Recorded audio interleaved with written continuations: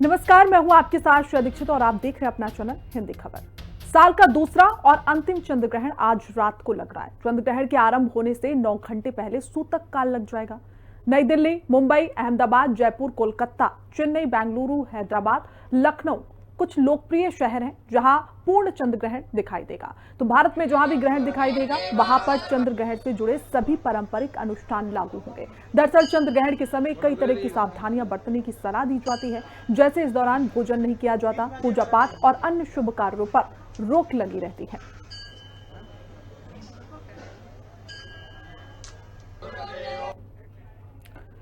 तो देखिए, आज चंद्र ग्रहण लगने वाला है। ऐसे में पूरे देश समेत दुनिया में ये चंद्र ग्रहण लगेगा, लेकिन इसका असर कितना होगा ये देखने वाली बात होती है, क्योंकि विज्ञान और ज्योतिष दोनों इसे अलग अलग तरीके से देखते हैं। तो 208 मिनट का ये पूरा चंद्र ग्रहण होगा। इसमें बहुत सारी चीजें होती हैं जो हमें नहीं करनी चाहिए। ऐसे में मंदिरों के जो पट होते हैं वो 12 बजे से बंद हो जाएंगे। सूतक काल लगने वाला है, तो ऐसे में कई सारी चीजों का ध्यान हमें रखना चाहिए।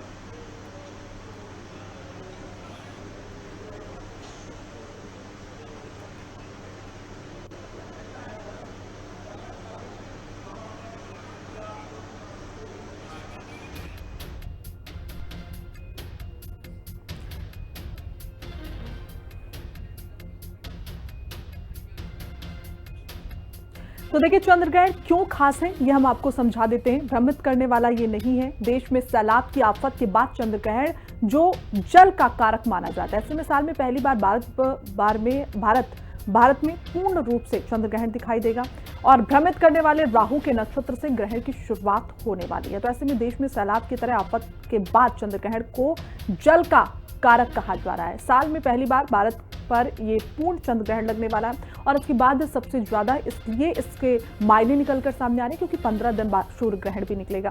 और ऐसे में कहा जाता है कि जब एक महीने में 2 ग्रहण पड़ते हैं तो ये तबाही लेकर आते हैं। बीते महीने हमने जिस तरीके से पूरे देश में तबाही देखी, उसके बाद ये चंद्र ग्रहण और भी ज्यादा लोगों के लिए डराने वाला नजर आ जाता है। लेकिन अगर विज्ञान की बात करें तो यहाँ पर वो खगोलीय घटना के रूप में से देखा जाता है, लेकिन ज्योतिष इसे बहुत सारी चीजों को लेकर जोड़ते हैं, जिसमें 3 महीने पहले और बाद तक पूर्ण चंद्र ग्रहण का असर नजर आता है। खासकर 48 घंटों की हम बात कर लें, 122 साल बाद पितृ पक्ष के दौरान ये ग्रहण लग रहा है, यानी कि दशकों लंबा ये समय रहा, जिसके बाद पितृ पक्ष और चंद्र ग्रहण एक साथ नजर आ रहे हैं। तो देश में सैलाब की आफत के बाद चंद्र ग्रहण जो जल का कारक माना जा रहा है, ऐसे में ज्योतिष अपने अपने विचार भी रखते हैं। जहां ज्योतिषों के मुताबिक जो चंद्र ग्रहण के बाद 48 घंटे होते हैं वो बेहद खतरनाक माने जाते हैं। ऐसे में 1 महीने पहले जिस तरीके से हमने देखी तबाही, घर में क्या नहीं करना चाहिए ये भी हम आपको समझा देते हैं। घर में भोजन नहीं बनाना चाहिए, गर्भवती महिलाएं घर से बाहर ना निकलें, कई मंत्र हैं उनका आप जाप कर सकते हैं। घर में भोजन नहीं बनाना चाहिए, यानी कि 12 बजे के बाद का जो समय होगा उसमें पूजा पाठ भी आपको नहीं करना चाहिए। खासकर गर्भवती महिलाओं को यहाँ पर सचेत किया जाता है कि वो घर से बाहर ना निकले। ऐसे में कई विधि विधान भी होते हैं जो घर में किए जाते हैं। कई मंत्र ऐसे होते हैं जो ज्योतिष हमें बताते हैं कि उन मंत्रों के द्वारा आप असर थोड़ा सा ग्रहण का कम कर सकते हैं।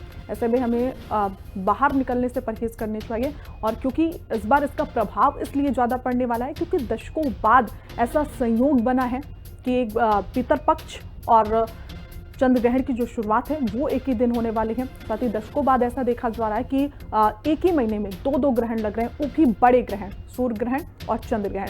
चंद्र ग्रहण आज है, आज से ठीक 15 दिन बाद सूर्य ग्रहण भी लगने वाला है। तो ऐसे में कई चीजें हैं जिसका पालन हमें आज के दिन करना चाहिए।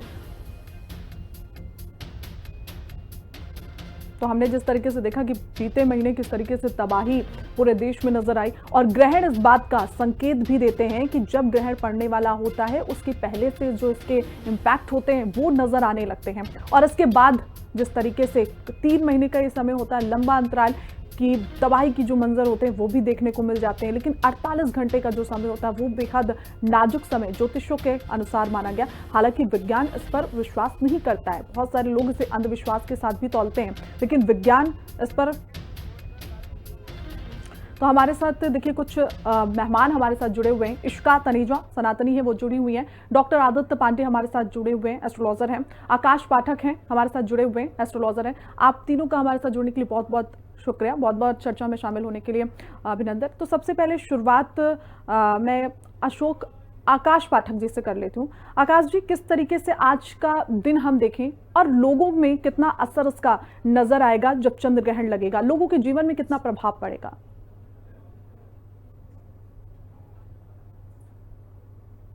जी, जय श्री राम जी। जय श्री सीताराम सभी को। आज चंद्र ग्रहण जो लग रहा है, इससे एक तो 9 घंटे पहले इसका सूतक लग रहा है। हम्म। सूतक काल लग रहा है। इस काल में भगवान के पट बंद कर दिए जाते हैं हम्म। और सब अपने घर इस समय भगवान के पट बंद हो जाने के बाद अपने गुरु द्वारा जो मंत्र मिलता है उसका पाठ करते हैं, क्योंकि भगवान के पट बंद होने के बाद आरती पूजा तो होती नहीं है। हम्म। और भगवान को जो गुरु द्वारा प्राप्त मंत्र होते हैं उस इसी समय जो होता है, अब जैसे रात को ग्रहण लगेगा, जी। ग्रहण लगने के बाद जो गुरु द्वारा मंत्र दिया है या जो भी आप मंत्र करेंगे तो जागृत हो जाएगा भगवान का। अधिक से अधिक भगवान का भजन करेंगे तो वो ज्यादा ज्यादा आपको नित्य प्राप्त होगा भगवान का। इस समय आप अच्छे से अच्छे कहीं भी तीर्थ हो या अपने आसपास में मंदिर हो या स्थान हो या ना हो तो अपने घर में स्नान करें। भगवान का स्नान करके जो मंत्र है उस पर ध्यान दें। और इसी समय आज पूरा दिन भगवान का नाम कीर्तन, जितने से जितना नाम कीर्तन आप करेंगे जी भगवान का, ये सूतक काल और ये आपका ग्रहण काल में भगवान का जितना अधिक से अधिक नाम जाप होता है जी, वो ग्रहण में ही सबसे ज्यादा सिद्ध होता है। रोज से ज्यादा आज ग्रहण काल में सिद्ध होगा, वो सिद्ध होगा। ठीक है। और जितना जितना हो, जैसे रात को 9 बजे से 9:30 बजे से ग्रहण काल स्टार्ट हो रहा है, उस समय निद्रा ना लें। उस समय सोना नहीं चाहिए। जो गर्भवती माताएं हैं उनको अब बिल्कुल विशेष उनको ध्यान देना चाहिए, क्योंकि बताया जाता है कि उस समय अगर जो लोग सोते हैं, जैसे गर्भवती माताएं सोती हैं, तो कुछ ना कुछ जैसे चंद्र ग्रहण में कुछ ना कुछ फर्क पड़ जाता है, कहीं ना कहीं उसका काल का लग जाता है। इसलिए उस समय सब कहते हैं, हमारे समय हमारे गुरु जी महाराज हमारे कहते हैं कि उस समय माताओं को और बहनों को उस समय ऐसे कीर्तन करना चाहिए भगवान का। अधिक से अधिक कीर्तन करें। 3 घंटे का ग्रहण काल है। उसके बाद 1:28 पे खत्म हो रहा है ग्रहण काल। फिर उसके बाद आप स्नान करें, भगवान का ध्यान करें, पूजन करें जी।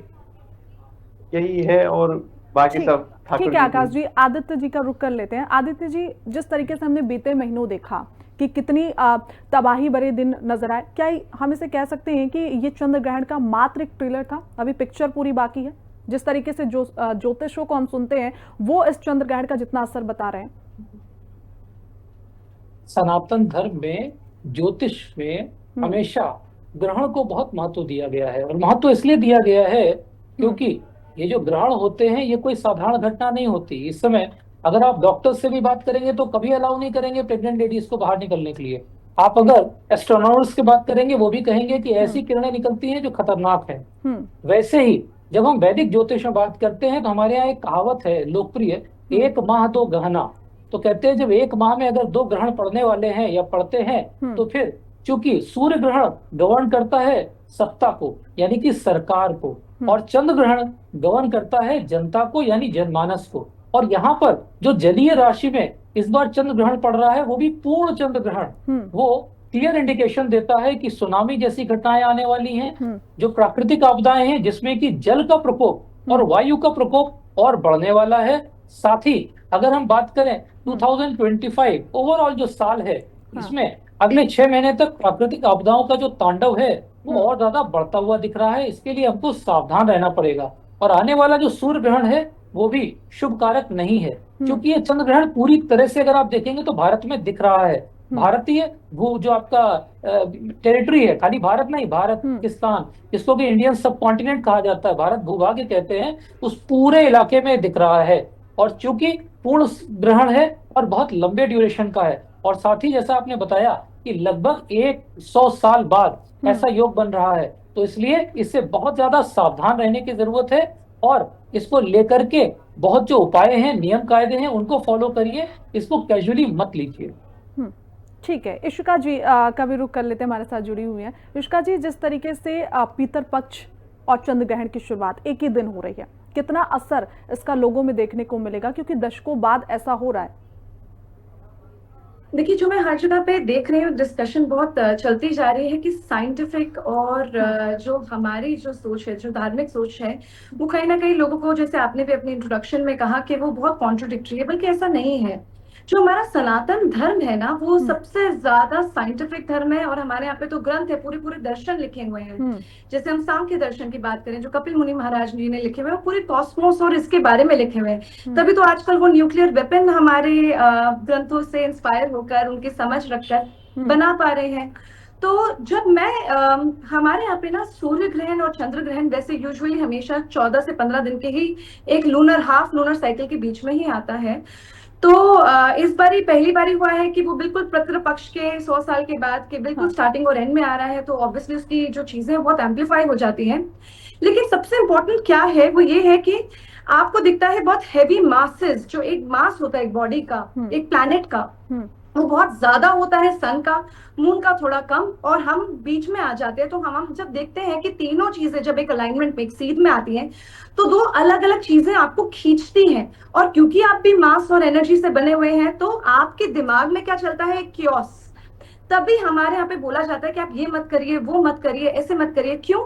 ताकि, क्योंकि आप उस वक्त सही डिसीजन नहीं बना पाते हैं। क्योंकि आपकी भी जो, अगर आप जब भी देखते हैं लूनर डे पे, आप देखते हैं कि जो मून का आपको इफेक्ट दिखता है टाइड पे, तो हम तो पूरे के पूरे 70% वाटर से बने हुए हैं। तो वो हमारी माइंड को, जैसे हम बोलते हैं कि लूनर, वो हमारे मन को अशांत करता है। दूसरी चीज क्या होती है कि हमारे यहाँ पे बहुत बहुत आसानी से ये सिखाया गया है कि जो टाइम है वो एक डायमेंशन है, वो बदलता जाता है। जैसे हमारा वेट धरती पे कुछ और है, मून पे कुछ और है, वैसे समय भी ब्लैक होल पे कुछ और है, ब्रह्मलोक में कुछ और है, यहाँ पे कुछ और है। तो जब लूनर इक्लिप्स होता है, तो हम 28 डेज का पूरा साइकिल देखते हैं। जब हम 28 डेज का साइकिल देखते हैं, क्योंकि वो महिलाओं के रिप्रोडक्टिव साइकिल से जुड़ा हुआ होता है, तो जब हम देखते हैं कि जितनी भी गर्भवती महिलाएं हैं, उनके ऊपर डायरेक्ट इफेक्ट दिखता है। और क्योंकि वो वूम में एक बच्चा होता है पूरे पानी से, तो उसका इफेक्ट और भी ज्यादा बढ़ जाता है। तो ज्यादा प्रिकॉशंस लेने के लिए कहा जाता है। तो हमारे ऋषि मुनियों ने सबसे आसान तरीका क्या बताया, क्योंकि सर एस्ट्रोलॉजी करते हैं, तो उनको तो बहुत सुंदर तरीके से समझ है कि सबके चार्ट में अलग अलग जगह पे राहु, मून, केतु और सन बैठे हुए हैं। तो सबके लिए एक ऐसी कोई यहाँ पे सिरदर्द की तो दवाई नहीं है कि आपने इसको खिला दी तो सबके लिए वही हो गया। तो उन्होंने ये बोला कि आप अपने फ्रीक्वेंसी रेज करिए। तो फ्रीक्वेंसी रेज में आपका जो गुरु मंत्र ने, जो आपको जो गुरु जी ने आपको जो एक मंत्र दिया हुआ है, वो आपके स्पेसिफिक होता है। या फिर आप कोई भी न्यूट्रल मंत्र का जब आप जाप करते हैं, तो आप अपने माइंड को डिटॉक्स करते हैं। क्योंकि इतनी जल्दी जल्दी समय चेंज हो रहा है, पूरा महीना चेंज होते हुए देख रहे हैं, इसलिए बोलते हैं कि आप फास्टिंग नहीं करिए, आप बाहर नहीं जाइए, क्योंकि अल्ट्रावायलेट रेडिएशन बढ़ चुकी होती है। आप देखते हैं इतनी ज्यादा इलेक्ट्रोमैग्नेटिक रेज हो रही होती है बाहर, आपको मना कर जाता है बाहर मत जाइए। लेकिन आप इनर यात्रा का सबसे सुंदर समय है, क्योंकि सारी फ्रीक्वेंसीज आपकी एम्पलीफाई हो जाती हैं। और मंत्र सिर्फ एक फ्रीक्वेंसी है जो आपके अंदर आत्मा पे और आपकी एनर्जी पे और आपके अलग अलग ऑर्गन्स पे काम कर रहा है। तो इतना साइंटिफिक तरीका है हमारा। तो इतनी सिविलाइजेशन में लंबी बात हम कैसे बता पाए, तो हमने एक अलग अलग कहानियों में उसको पिरो लिया। तो लोगों को लगा ये अंधविश्वास है। अंधविश्वास नहीं है, तो बिल्कुल 100% साइंटिफिक है। ठीक है। अशिका जी कह रही कि अंधविश्वास नहीं है। आदित्य जी बहुत सहमत से आपके साथ यहाँ पर जुड़े हुए थे। जिस तरीके से हम देख रहे हैं कि लोगों में उत्सुकता भी होती है, क्योंकि बहुत सारे लोग आदित्य जी इसे अंधविश्वास के साथ जोड़ते हैं। वो कहते हैं कि अब इस तरीके से पूरा चंद्र निकलेगा तो हम उसे देखेंगे जाके। ऐसे में उनके लिए आप क्या कुछ कहेंगे, क्योंकि बहुत ज्यादा उत्सुकता होती है लोगों में कि चंद्र ग्रहण देखते हैं जाके कि किस तरीके से होता है। जैसे कि अशिका जी जिक्र कर रही थी कि लोग कहते हैं कि अंधविश्वास है। जब हम अंधविश्वास से इसकी तुलना करते हैं तो हमारा मन बहुत करता है ऐसी चीजों को जाके देखने का। तो उनके लिए क्या कुछ कहेंगे? पहली बात तो ये पूरी तरह से अंधविश्वास नहीं है, मैं इशिका जी से पूरी तरह एग्री करता हूँ। ये पूरी तरह साइंटिफिक है, सनातन धर्म पूरी तरह साइंटिफिक है। दूसरी बात, जैसा आपने कहा कि लोगों का मन करता है देखने का, तो इस पे आप एग्री करेंगे कि जब भी किसी आप जियोलॉजिस्ट से या साइंटिस्ट से बात करेंगे तो वो भी मना करेगा कि इस समय की जो कॉस्मिक वाइब्रेशन है वो ऐसी नहीं है कि आप बाहर निकलें और दर्शन करें। ये समय है साधना का, ये समय है अपनी इनर एनर्जी, अपनी इनर सोल को पावरफुल करने का, ना कि बाहर जाने का। अगर आपको देखने की इच्छा है तो मेरा आपसे करबद्ध अनुरोध है कि आप हिंदी खबर पे जो है लाइव दिखाया जाएगा, उसको देख लीजिएगा। और जी। प्लीज बाहर मत निकलिए, क्योंकि जो कॉस्मिक वाइब्रेशन है वो बहुत खतरनाक है। हाँ। इस समय जो माताएं बहनों के अंदर अम्बिलिकल फ्लूइड डेवलप हो रहा होता है, जिसमें कि बच्चा वो प्रिजर्व्ड है, वो भी क्योंकि हमारे यहाँ चंद्रमा मनसो जाता चक्षु सूर्यो अजायता, ऐसा कहते हैं पुरुष सूक्त में। क्योंकि जो चंद्रमा है वो हमारे मन को कंट्रोल करता है। और जैसा आपने बिल्कुल सही कहा इशिका जी ने कि फ्लूइड जो हमारी बॉडी में भी 70% फ्लूइड है, और उस समय वो जो अम्बिलिकल फ्लूइड माता बहन के अंदर है वो भी फ्लक्चुएट हो सकता है। उससे बच्चे के अंदर ऑटिज्म का खतरा बन सकता है, उसके अंदर अटेंशन डेफिसिट डिसऑर्डर बढ़ सकते हैं। इसलिए कोशिश करिए कि माताएं बहनें स्ट्रिक्टली इसको फॉलो करें और बिल्कुल ना जाए। अगर आपके अंदर इच्छा है तो आप ऑनलाइन देख लीजिए, डिजिटली देख लीजिए। आदित्य जी, एक सवाल आ रहा है मेरे मन में, रोक रही हूँ आपको माफी के साथ। अब अपने शास्त्रों की अगर हम बात करते हैं तो इसमें अशुभ क्यों बोला गया है ग्रहणों को? ग्रहण को अशुभ इसलिए बोला गया है क्योंकि ग्रहण के दौरान जो ऊर्जा जनरेट होती है वो खतरनाक है। क्यों? क्योंकि सूर्य की कॉन्सेंट्रेटेड एनर्जी आएगी, चंद्रमा की कॉन्सेंट्रेटेड एनर्जी आएगी, एक एज से एनर्जी आएगी। जैसे आप अगर साइंस में बात करें तो a ray of light is more dangerous than a beam of light. क्यों? क्योंकि बीम में वो कॉन्सेंट्रेशन नहीं होता, रे में होता है। तभी एक्सरे जो एमआरआई कराते हैं उसमें भी रेज होती है, तो उस रेज में क्या करते हैं, डॉक्टर मना करते हैं ना एमआरआई के समय अंदर मत आइए, एक्सरे करवा रहे हैं बहुत लोग ना हिलिए। बिल्कुल वैसे ही जो उस समय रेज क्रिएट हो रही हैं वो रेज बिल्कुल अच्छी नहीं है, वो आपकी बॉडी को हार्म कर सकती हैं, आपके बॉडी में जो भी फ्लूइड मूवमेंट है उसको अफेक्ट कर सकती हैं। और विशेष रूप से क्योंकि जो हमारी माताएं बहनें हैं जिनकी की मेंस्ट्रुअल साइकिल बोलते हैं, वो बेसिकली मूनस्ट्रल साइकिल है, चंद्रमा के 27 दिनों की साइकिल है, तो इसलिए माताएं बहनों के लिए तो बहुत ज्यादा मना होता है। ठीक है इशिका जी, आपके पास आऊंगी मैं, बस 1 मिनट का समय दीजिएगा। आकाश जी का रुक लेती हूँ। आकाश जी, 12 राशियां होती हैं, इसमें से अगर आज चंद्र ग्रहण की बात करें तो सबसे ज्यादा असर किन राशियों में पड़ने वाला है? इस टाइम तो कर्क राशि पे फर्क पड़ रहा है चंद्रमा का। जो रात 11 से 12 बजे लाल मून का समय है जी, उस समय थोड़ा कर्क राशि के ऊपर फर्क पड़ रहा है। लेकिन हमारे शास्त्रों में बताया गया है, हर चीज का उपाय बताया गया है कि दान करें। तो वही चंद्र ग्रहण जब खत्म हो जाए 1:28 के बाद, अब सुबह प्रातः तो हो नहीं पाएगी, 5 बजे के बाद जब ठाकुर जी का शयन आरती हो जाएगी, उसके बाद किसी योग्य ब्राह्मण को दान पुण्य करें, उससे आपकी राशि को फर्क पड़ेगा। और इस साल का जो 2025 का ग्रहण है उससे भी फर्क पड़ेगा, उनके ऊपर नहीं आएगा कोई ऐसा। ठीक है आकाश जी, सबसे ज्यादा कर्क राशि पर प्रभाव इसका पड़ेगा। इशिका जी कुछ कह रही थी, इसका जो बात अपनी खत्म करिए। आपने बोला कि वो इतना अशुभ क्यों माना जाता है, मैं बिल्कुल उनसे सहमत हूँ डॉक्टर साहब से, पर एक और भी उसका रीजन होता है कि इतनी डिस्पैरिटी होती है दो हैवी बॉडीज में, क्योंकि मून की बॉडी बहुत लाइट होती है एज कम्पेयर टू सन। तो एक जगह पे ग्रेविटेशनल पुल ज्यादा होता है, एक जगह पे कम होता है, तो आपको दो चीजें बिल्कुल कॉन्ट्रोडिक्टरी चीजें हम बीच में होते हैं। तो जब वो पुल करते हैं आपको समझ नहीं आता आपको क्या डिसीजन लेना है। और क्योंकि इतने जल्दी समय, मतलब आपकी विद इन अराउंड 3 आवर्स के अंदर क्योंकि आपको 28 डेज का साइकिल दिख जाता है, तो भी आप कोई डिसीजन मेकिंग नहीं कर पाते। इसीलिए मना करते हैं कि आप कोई भी शुभ काम मत करिए, आप कुछ भी डिसीजन मत करिए, आप डिटॉक्स करिए। जब आप खाना भी खा लेते हैं वो इतनी जल्दी डिटोरिएट हो रहा होता है, रॉट होता है आपके अंदर, मतलब खराब होता जाता है। तो इसलिए बोलते हैं कि आप व्रत रखिए। और वो सूतक जब लग जाते हैं तब से लेकर एंड तक, तब क्योंकि सारे के सारे जो ग्रह हैं वो उस अलाइनमेंट में आना शुरू हो जाते हैं, और वो जो पुल होता है वो इतना ज्यादा स्ट्रांग होता है कि आपको चाहे दिख रहा है या नहीं दिख रहा है, हम लोग देखने में विश्वास नहीं करते। और देखने में आप क्या नया देख लेंगे, हर बारी वो लाल मून ही होता है। तो हमारे ऋषि मुनि आपको ये कहते हैं कि आप देखने में इतनी इच्छा ना जाहिर करें। आपका जो ये समय है ये इतना महत्वपूर्ण समय है जब आप अपनी फ्रीक्वेंसीज रेज कर सकते हैं। तभी मंत्र जाप की सबसे बड़ी साधना इस वक्त मानी जाती है। और जो लोग मंत्र नहीं कर सकते वो भजन कीर्तन करते हैं। हम देखते हैं आधे मंदिर बंद हो जाते हैं और आधे मंदिर खुल जाते हैं। तो जितनों में भी रिचुअल्स होते हैं, जितनों में भी प्राण प्रतिष्ठा हुई होती है, वो सारे के सारे बंद कर दिए जाते हैं, क्योंकि रिचुअल्स का भी कोई महत्व नहीं है। और जितनों में सिर्फ जिस वहां पे सिद्धियां हासिल होती हैं, जो शक्तिपीठ है, वो खुल जाती है, क्योंकि वो आपको इनर यात्रा की जर्नी पे लेकर जाती है, ताकि आप वो मंत्र जाप कर सके और वहां पे सिद्धि पा सके। ठीक है इशिका जी, मुझे आपकी बात से एक बात समझ में आई कि दिमाग की जो स्थिरता होती है वो कहीं ना कहीं खत्म हो जाती है, बैलेंसिंग नहीं बन पाती है। ऐसे में हमें क्या ऐसे करना चाहिए जिससे हमारा दिमाग सही तरीके से काम करे उस वक्त, खासकर जब ग्रहण पड़ रहा हो और पूजा पाठ भजन में मन लगा सके? क्योंकि जब इस तरीके की स्थिति होती है तो जाहिर तौर पर आपकी मानसिक स्थिति थोड़ी सी डामाडोल नजर आती है।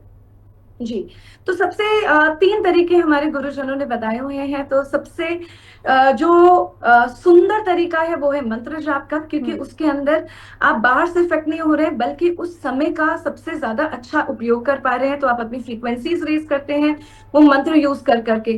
उससे थोड़ा कम, क्योंकि सबको मंत्र सही पता नहीं होता है और हर मंत्र हर एक इंसान के लिए सही नहीं होता है, तो उससे थोड़ा कम हम बोलते हैं आप डिटॉक्स करिए, आप शांति लेकर आइए। तो आप मेडिटेशन, ध्यान में रहिए, जो आपकी थॉट्स आ रही है आप आने दीजिए, जाने दीजिए, क्योंकि आप पूरा महीना उस वक्त आप एक्सपीरियंस कर रहे हैं बहुत सटल तरीके से। और सबसे आसान तरीका जो कोई भी कर सकता है, जिसमें ना आपको साधना की जरूरत है ना कुछ, वो है भजन कीर्तन करना। क्योंकि जब आप भजन करते हैं, जब आप कीर्तन करते हैं, आप इतने जो वो नाम आप भगवान का लेते हैं, आपकी फ्रिक्वेंसी अपने आप ही रेज हो जाती है, आप खुश होते हैं, आप ग्रेटिट्यूड में होते हैं, आप सुख में होते हैं, तो ऑटोमेटिकली आपकी फ्रिक्वेंसी इतनी सुंदर तरीके से रेज हो जाती है कि आप ऑलरेडी पूरे कॉस्मोस के अलाइनमेंट में आ जाते हैं। बिल्कुल ठीक है। आदित्य जी, ये कहते हैं जब ग्रहण पड़ता है तो सब में अपना अपना प्रभाव होता है, आम लोगों के जीवन में भी प्रभाव होता है, राजनीतिक स्तर पर भी हम बदलाव देखते हैं और देश दुनिया में भी बहुत सारी तबाही के मंजर हम देखते हैं। तो इस बार जो चंद्र ग्रहण पड़ रहा है उससे राजनीति में कितना असर हम देख पाएंगे? इस बार जो चंद्र ग्रहण पड़ रहा है और उसके साथ में जो सूर्य ग्रहण भी आ रहा है और जो दोनों ही भारत में दृश्य होंगे, ऐसे में हमारे लिए खतरा इस बात का है कि राजनीतिक अस्थिरता बनेगी। जो कंट्रीज नॉर्थ वेस्ट में है भारत के, वहां पर विवाद बढ़ेगा। जैसा कि मैंने लास्ट टाइम आप ही के चैनल में बोला था कि यूक्रेन और रशिया वॉर मुझे भी खत्म होती नहीं दिखती है, मुझे उसमें और ज्यादा बढ़त होती हुई दिख रही है। साथ ही मुझे जो ट्रेड वॉर है, जो कि आर्थिक रूप से लिंक है, वो वॉर और ज्यादा बढ़ती हुई दिख रही है। भारत के लिए जो उत्तर पूर्वी इलाके हैं वहां पे तनाव का वातावरण बढ़ता हुआ दिख रहा है। और इसी के साथ जो मूल्यवान धातु है यानी कि सोना, उसके रेट में 15 से 20% की हाइक दिख रही है। क्योंकि ये जो ग्रहण है, ये ग्रहण कुंभ राशि का प्रभाव ले रहा है। कुंभ राशि एक जलीय राशि है, इसलिए जो भी फ्लूइड्स हैं उनके प्राइस में भी एक शूट होगा, उनके भी प्राइस में राइज होगा। जो भी जलीय तत्व यानी कि जो ऐसे मिनरल्स हैं जो कि जल से निकल रहे हैं, उनका भी रेट बढ़ेगा। यानी हम पेट्रोकेमिकल के रेट में भी बढ़ोतरी देख रहे हैं। साथ ही हम लोग देखेंगे कि हो सकता है भारत में भी जो हमारा शीर्ष नेतृत्व है, मतलब जो एपेक्स पॉलिटिशियंस हैं, उनके लिए ये बहुत ज्यादा खराब दौर है और उनके लिए भी अस्थिरता लाएगा। ठीक है। अब आदित्य जी, एक और चीजें, इस वक्त सोशल मीडिया का जमाना है, सोशल मीडिया पर बहुत ज्यादा वायरल हो रही है कि 48 घंटे बहुत ज्यादा भयानक हो सकते हैं। क्या ऐसा वास्तव में ये विश्वास करने वाली बात है या सिर्फ एक अंधविश्वास का पार्ट हम कह सकते हैं कि चंद्र ग्रहण के बाद जो 48 घंटे होते हैं वो सबके लिए बहुत डराने वाले हैं? पहली बात तो यूट्यूब यूनिवर्सिटी और फेसबुक यूनिवर्सिटी के जो पीएचडी होते हैं वो असल जीवन में हाई स्कूल फेल माने जाते हैं, तो इसलिए मैं उसको मानता ही नहीं। दूसरी बात कि जो आपने बात बोली कि क्या 48 घंटे खराब होते हैं, तो देख लीजिए, जैसे ही ग्रहण काल पूरा हो जाता है, उसके बाद उसका असर कम होने लगता है। तो ये पूरी तरह से पूरा बकवास है कि अगले 48 घंटे खतरनाक हैं या अगले 24 घंटे या 96 घंटे, ऐसा कुछ नहीं है। बिल्कुल वहम न लाएं। जैसे ही ग्रहण काल पूरे हुआ उसके बाद में आप स्नान दान कर सकते हैं। 12 राशियों के अनुसार सब लोग अपना अपना दान करें और उसके बाद में आप उससे फ्री हो जाते हैं। हाँ, उसका जो इफेक्ट है वो 45 डेज तक रहता है। चंद्रमा का जो ग्रहण का दोष है वो 45 डेज तक रहता है, पर बहुत माइल्ड रहता है। ये कहना कि कोई बहुत बड़ा दुर्घटना होने वाली है या कोई डिजास्टर आने वाला है, तो मैं आपको बहुत साफ बोल दूं, ऐसा कुछ नहीं होने वाला है। प्लीज जनता के बीच में ऐसी भ्रामक जानकारी जो दी जा रही है वो गलत है। आदित्य जी, हमने बहुत देखा सोशल मीडिया पे कि पहले भी बहुत सारी लोगों ने भविष्यवाणी की और जिस तरीके से तबाही के मंजर देखने को मिले, उत्तराखंड की हम स्पेशली अगर बात करते हैं तो किस तरीके से वहां पर तबाही हुई, तो इस तरीके की चीजें पहले ही बताई गई थी कि ऐसा हो सकता है। सोशल मीडिया की हम बात कर रहे हैं तो अभी भी इस तरीके के जो योग हैं वो बनते हुए नजर आ रहे हैं। लेकिन एक पितर पक्ष भी यहाँ पर है। पितर पक्ष में जिस तरीके से आज चंद्र ग्रहण की शुरुआत हो गई है, ऐसे में जो पहले लोग अपना तरीका करते थे, जल देते थे अपने पूर्वजों को, जिस तरीके से श्राद्ध का कार्यक्रम करते थे, तो इस बार क्या कुछ बदलाव करने की जरूरत नजर आती है क्योंकि चंद्र ग्रहण लग गया है? धर्म सिंधु और निर्णय सिंधु में साफ लिखा है कि इसमें तर्पण करने में कोई बदलाव नहीं है। तर्पण वैसे ही किया जाएगा जैसे किया जाता था। दूसरा, गरुड़ पुराण की अगर बात करें तो गरुड़ पुराण में भी ऐसा वर्णन है कि जब पितृपक्ष के दौरान ग्रहण का योग आ गया तो फिर सिर्फ सूतक का जो काल होता है उस समय तर्पण अवॉइड करिए, बाकी समय तर्पण करें, कोई दोष नहीं लगेगा, किसी प्रकार का कोई दोष नहीं है, पितरों का पूरा आशीर्वाद मिलेगा। ठीक है, इशिका जी का रुख कर लेते हैं। इशिका जी, जिस तरीके से धर्म की बात अभी आप कर रही थी, लेकिन आज के दिन जो बच्चे जन्म लेते हैं, क्या इनकी भी कुंडलियों में कोई असर देखने को हमें मिल सकता है? क्योंकि कहते हैं ना, गर्भवती महिलाओं को बाहर नहीं निकलना चाहिए, लेकिन जब डिलीवरी का तो कोई समय नहीं होता है, वो तो नेचुरल होती है। ऐसे में आज के दिन जो बच्चे जन्म लेंगे, उनकी कुंडली पर कोई खास असर? जी, बिकॉज मैं एस्ट्रोलॉजर नहीं हूं तो मेरा उसके ऊपर कुछ भी बोलना गलत रहेगा, बट डेफिनेटली इफेक्ट पड़ता ही है अगर हम इसको थोड़ी सी साइंटिफिक दृष्टि से देखे जाए। क्योंकि हमने हमेशा से देखा, जिस दिन भी फुल मून डे होता है, हाफ मून डे होता है, या फिर अमावस्या होती है, हमने देखा है कि जितने भी मेंटली रिटार्डेड बच्चे होते हैं तो उनके ऊपर बहुत ज्यादा इफेक्ट पड़ता है।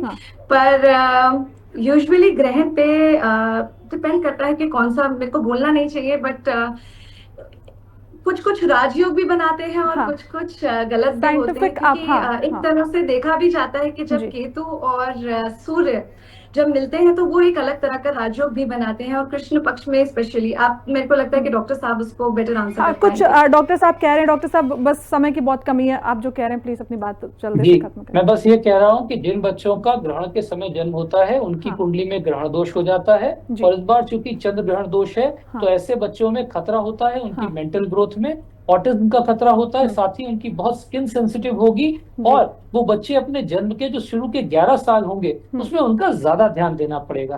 पर ऐसा कोई डरने की बात नहीं है, उसके भी उपाय हैं, और बिल्कुल भी नेगेटिव थॉट या नकारात्मक सोच मत लाइए। ग्रहण के दौरान पॉजिटिव एनर्जी करिए, ईश्वर का ध्यान करिए, कुल देवता का ध्यान करिए, और अपने इष्ट का ध्यान करिए। और इस दौरान किए गया पूजन 108 टाइम्स ज्यादा पावरफुल हो जाता है compare to the rest of the time. तो इसलिए इसको पॉजिटिवली लीजिए, पॉजिटिव तरह से इसको यूटिलाइज करिए टाइम को। बिल्कुल, हमारे साथ चर्चा में शामिल होने के लिए आपका बहुत बहुत शुक्रिया, और महाकवरेज इसी तरीके से जारी रहेगी। रुकते एक छोटे से ब्रेक के लिए, फौरन लौटूंगी।